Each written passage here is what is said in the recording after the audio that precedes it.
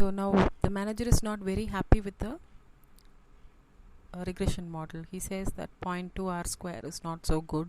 So let's try including other variables to see if they are able to predict quantity. So what variables does he choose? Based on experience and other theories, he says that ad expenditure, how much ever we spend on advertising, now that would have a relationship with the quantity that is being demanded. Okay, he feels that the amount that we spend will give us some benefit. Okay, people will buy more if we advertise more. Okay, so next he also wants to include the price of the competitor. So the manager feels that competitor's price is also going to affect what is going to be demanded from my product.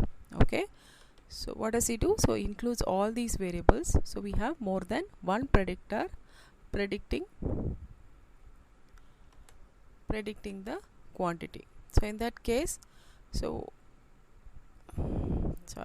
that case, what do? We run regression again. Okay, only thing is we include in the X range, we include all the three variables. Okay, we have included price of Coke, ad expenditure, and price of Pepsi, whereas the quantity demanded is always going to be our Y value. Okay, that is the value that we are going to predict. So the rest of it remains same, and I say okay. So now you have the summary output regression again. You can see that r square has become 0.5 now. The model is much better than the previous version. So as I warned you, we should always look at adjusted r square rather than r square, because r square has a tendency to get inflated when you include more number of predictor variables. So don't worry about that. So it's better to look at adjusted r square because of this inflation. So we look at adjusted r square. That's also good. Last time it was only 0.9. So then we look at the predictive capability of the model. So we look at the ANOVA table and look at the significance.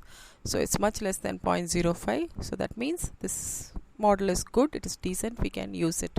This 0.4 has some meaning. Okay, so then we look at the individual variables. So what do we have to check? We have to look at the p value. So again, significance value for each of the variables that we use to predict. Okay, so I already have it here.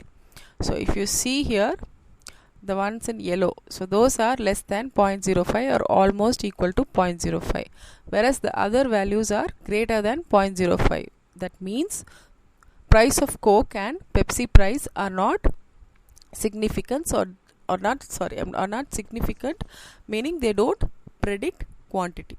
Okay, so now ad expenditure predicts quantity demanded. Now the equation is, this is the intercept value 48.63, this value, plus 0.34, this coefficient, into ad expenditure. So that is our new equation. So now the manager will be more concerned about the advertising promotion budget rather than the competitor price and whatever promotional pricing tactic that we use.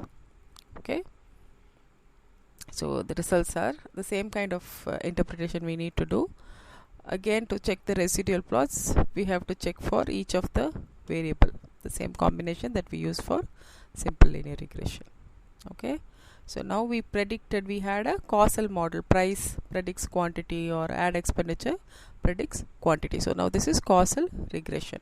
So in case we don't think of another variable causing a change in quantity, we have data only for quantity alone over 20 weeks. So in that case, we have a time series data, changes in quantity over a period of time. Okay, so we can use time series based regression analysis for forecasting what quantity would be demanded. Okay, so we'll look at that in the next class. Please look at the videos. If you have any questions, get back to me. Okay, thanks.